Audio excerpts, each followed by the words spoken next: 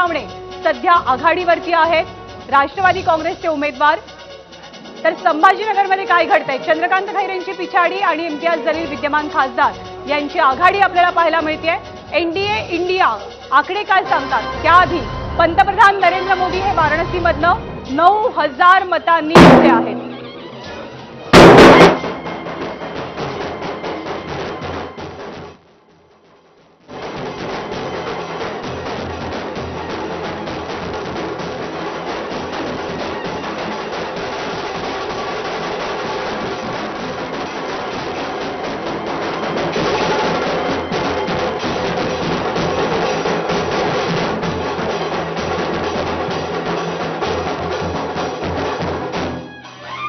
तर एनडीए कलांच्या बाबतीत 300 वरती पोहोचलेली आहे। 300 हा आकडा आणि त्यामुळे ढोलताशे अमित शहा गांधीनगरमधनं 75,000 पुढे असल्याचं चित्र आहे। एक मोठी आघाडी अमित शहानी घेतली आहे गांधीनगरमध्ये। इकडे पंतप्रधान मोदींची देखील आघाडी वाढते।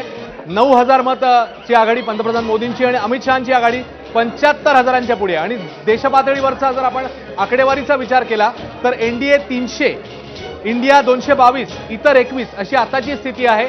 त्यामुळे 543 जागांचे जे कल समोर आलेत, 251 भाजप, 153 काँग्रेस, इतर 21